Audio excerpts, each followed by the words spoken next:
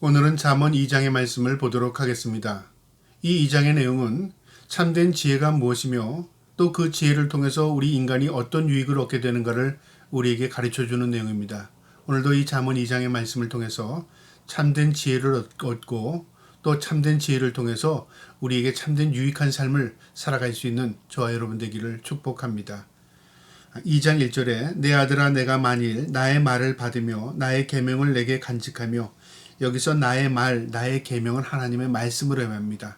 우리가 하나님의 말씀을 받고 하나님의 말씀에 귀를 기울이고 하나님의 말씀대로 살면 그 말이죠. 2절에 내 귀가 지혜를 기울이며 내 마음을 명철에 두며 지식을 불러 구하며 명철을 얻으려고 소리를 높이며, 그러니까 하나님의 말씀에 귀를 기울이고 하나님의 말씀의 뜻을 우리가 헤아리고 살면 그 말이죠. 4절에 은을 구하는 것 같이 그것을 구하며 감추어진 보배를 찾는 것 같이 그것을 찾으면, 은을 구하는 것처럼 보배를 찾는 것처럼 우리 인간이 이 땅에 살아가면서요 항상 어떤 귀한 것을 찾죠. 어떤 사람에게는 돈일 수도 있고요, 어떤 사람의 명예일 수도 있습니다. 권력일 수도 있고요, 또 어떤 사람은 자기 나름대로 추구하는 그 높은 이상들이 있겠죠. 그것들을 추구하며 사는 것처럼 우리가 하나님을 찾으면 어떻게 될까요? 우리가 세상에 찾는 것은 소멸됩니다. 세상에 있는 것은 한시적인 것입니다. 그것은 영광이 없습니다. 그런데 우리가 세상에서 그렇게 열심히 찾는 것처럼 하나님의 말씀을 귀 기울이고 하나님의 뜻을 찾고 또 하나님의 말씀에 순종하고 살면 그 말이죠. 네가 세상에서 열심히 사는 것처럼 하나님 찾아보면 그 말이죠. 5절에 여호와를 경외하기를 깨달으며 하나님을 알게 되리니, 어떤 것이 하나님을 높이는 것이며 어떤 것이 하나님이 기뻐하는 것을 알게 된다는 거죠. 그러니까 찾고 찾는 자는 만나는 거죠. 우리가 성경을 통해서 지혜는 무엇이라고 말하냐면, 지혜는 근본은 하나님이십니다. 그래서 잠언 1장 7절에 여호와를 경외하는 것이 지식의 근본이거늘 미련한 자는 지혜와 훈계를 멸시하느니라. 지혜의 근본은 하나님을 경외하는 것이랍니다. 그러니까 지혜는 하나님을 인정하고 높이는 것이죠. 그리고 또 하나님 앞에 그걸 온전히 섬기는 것입니다. 그리고 하나님의 말씀에 순종하는 것이죠. 그러니까 지혜는 인정하는 것, 하나님을요. 그리고 하나님의 말씀을 그 듣고 실천하며 사는 것, 그리고 하나님을 온전히 섬기는 것입니다. 그 다음에요. 5절에 여호와를 경외하기를 깨달으며 하나님을 알게 되리니, 대저 여호와는 지혜를 주시며 지식과 명철을 그 입에 내심이며, 하나님께 지혜를 구하면 하나님이 주신답니다. 세상에는 지혜가 없습니다. 세상에는 지식을 얻는 곳입니다. 무엇을 통해서요? 경험을 통해서 얻기도 하고 축적된 인간들의 경험을 또 우리가 전달을 통해서 지식을 얻습니다. 그런데 지식은 이 땅에 국한된 것입니다. 지혜는요 이 지구에만 이 땅에만 국한된 게 아닙니다. 어디에나 하나님과 우리의 관계 속에서도 지혜가 필요합니다. 하나님은 인간을 지혜로 창조하셨습니다. 그러나 인간이 죄로 인하여 그 지혜가 소멸된 것입니다. 그 지혜로 다시 찾아야 하는 것입니다. 그래서 하나님과의 관계를 회복하면 우리가 참된 지혜를 다시 회복할 수 있는 것입니다. 7절에요. 그는 정직한 자를 위하여 완전한 지혜를 예비하시며 행실이 온전한 자에게 방패가 되시리니, 우리가 온전한 지혜를 얻으려면 정직하라, 하나님과 우리의 관계를 회복하라 그 말입니다. 그 다음에 온전한 자에게 방패가 되신답니다. 우리가 하나님 앞에 올바로 살려고 하면 하나님 우리를 지켜주신다 그 말이죠. 내가 나를 지키는 게 아니고 내가 나를 보존하는 게 아니라 하나님이 우리의 생명의 주인이듯이 하나님이 우리를 지켜주셔야만 우리가 보존되는 것입니다. 분명한 것입니다. 우리가 내가 내 생명의 중심이 돼서 내가 이렇게 저렇게 내 뜻대로 할 수 있는 것 같지만 세상에는 내 뜻대로 되지 않는 것들이 전부입니다. 이것은 우리가 된다고 생각하는 것이 착각이라 그 말이죠. 하나님이 인생의 주인이시기 때문에 그렇습니다.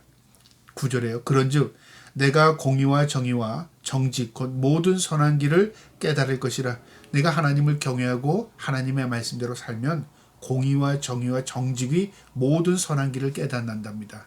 공의가 무엇이고 그 다음에 정의가 무엇이고 정직이 무엇인가를 안다 그 말이죠. 하나님은 공의로우십니다. 하나님은 정직하십니다. 하나님을 모르고 우리가 공의를 외치고 정의를 외쳐야 그건 아무것도 아닙니다. 인간들의 공의는요, 자기들끼리입니다. 인간들의 정의는요, 자기중심적입니다. 하나님의 공의와 정의는요, 하나님께 있습니다. 그래서 인간을 하나님의 공의와 정의로 다스리시는 것입니다. 그 공의와 정의를 깨달으려면 하나님을 알아야 하는 것입니다. 10절에요. 곧 지혜가 내 마음에 들어가며 지식이 내 영혼을 즐겁게 할 것이요. 하나님의 지혜가 내 마음에 들어가서 무엇을 갖게 되냐면 내 영혼에 참된 평화를 얻게 돼요. 여러분, 우리는 세상에 살면서 때로는 눈에 보이는 것 정보를 통해서 서로 비교하고 판단하고 기뻐하고 슬퍼하고 그러잖아요. 그런데 내 안에 참된 지혜가 들어가면 세상 것으로 우리의 감정이 휘둘리지 않습니다. 왜 그럴까요? 그것은 하나님의 지혜가 우리를 다스리고요. 그 지혜를 통해서 모든 깨달음을 주시기 때문에 아, 그렇구나. 아, 이치가 이렇구나. 하나님의 뜻과 하나님의 섭리를 우리가 지혜를 통해서 깨닫게 되기 때문에 그렇습니다. 그래서 지혜가 우리의 참된 평화를 얻게 하는 겁니다. 11절에요. 근신이 너를 지키며 명철이 너를 보호하며 모두 나를 지키고 나를 보호한다잖아요. 지혜가요. 그러니까 내가 참된 지혜를 얻으면 하나님이 나에게 참된 지혜를 주시면 내 마음에 참된 평화를 얻을 수 있고 또 내가 참된 길로 갈 수 있는 것입니다. 그리고 하나님께서 그 지혜를 통해서 나를 보존하시고 지켜주십니다. 12절에요. 악한 자의 길과 패역을 말하는 자들에게 건져내리라. 하나님이 우리를 지켜주실 뿐만 아니라 악한 길에서 우리를 돌이키게 하시고 우리를 건져주신답니다. 구원해 주신답니다. 13절에요. 이 무리는 정직한 길을 떠나 어두운 길로 행하며 이 무리는 무슨 무리냐면 어리석은 무리들, 하나님의 말씀을 저버린 무리들, 하나님을 무시하는 무리들, 그리고 하나님의 말씀을 순종하지 않는 무리들, 그 말이죠. 그러니까 성경은 딱 두 종류가 있어요. 하나님의 말씀에 순종하는 자들, 하나님의 말씀을 저버리고 불순종하는 자들, 구원받을 백성, 그리고 심판받을 사람, 두 종류가 있는 거죠. 중간이 없습니다. 그러니까 우리가 하나님의 택함 받는 백성으로 하나님 앞에 지혜로운 자로 살려면 하나님께 묻고 하나님의 뜻을 헤아리며 살아야 하는 것입니다. 이 무리는 정직한 길을 떠났답니다. 그러면서 14절에 행악한 길을 기뻐하며 악인의 패역을 즐거워하니 이 무리들, 어리석인 무리들의 특징은 악한 것을 즐거워하고요. 악한 것을 또 기뻐합니다. 그러니까 남이 손해보고 남이 아파하고 그리고 우리만 잘되고 그러니까 아주 이기적인 마음인 거죠. 이런 악한 무리들에게서는 뭐가 있냐면 평화가 없습니다. 15절에요. 그 길은 구부러지고 그 행위는 패역하리라. 구부러졌다, 패역했다 그 말이에요. 절망. 그러니까 사망의 길이고 구부러졌다, 올바른 길이 아니라 그 말이죠. 그거는 다 죽음의 길이라 그 말입니다.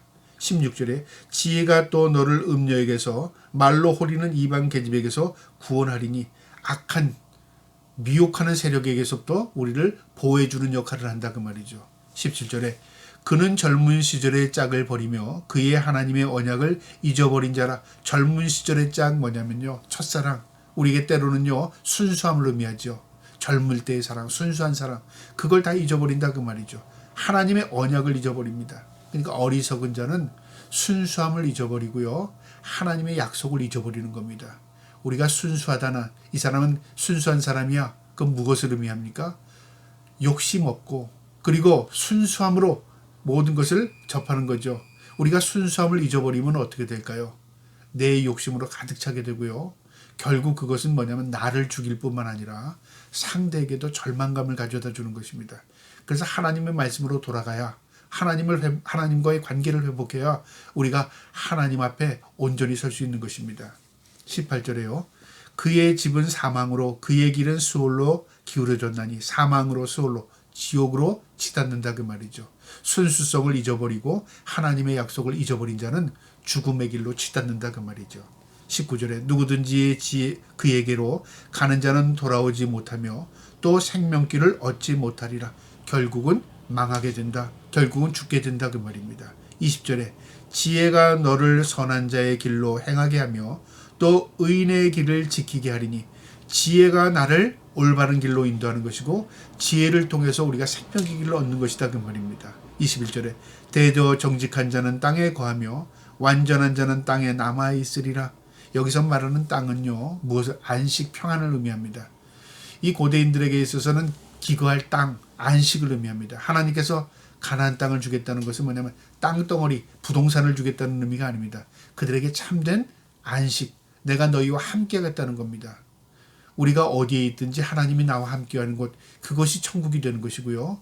또 그 천국을 통해서 하나님 앞에 우리가 온전한 믿음을 가지고 영광의 삶을 살 수 있는 것입니다. 그리고 우리가 주님 오시는 그날 진정한 천국으로 우리가 입성하게 되는 것이죠. 그래서 우리가 선한 길, 올바른 길로 가는 것은 생명의 길입니다. 악한 길, 이것은 사망의 길인 것입니다.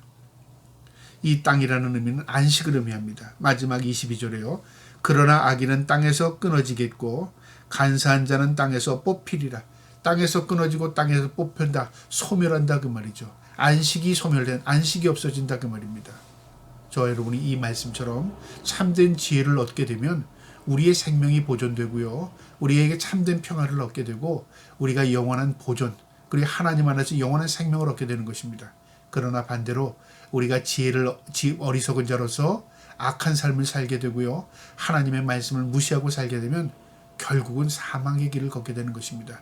저 여러분이 오늘 이 말씀처럼 참된 지혜자로서 생명의 길을 걷고 하나님이 기뻐하는 삶을 살아가서 우리가 영원한 천국에 입성할 수 있는 저와 여러분 될 수 있기를 주님의 이름으로 축복합니다.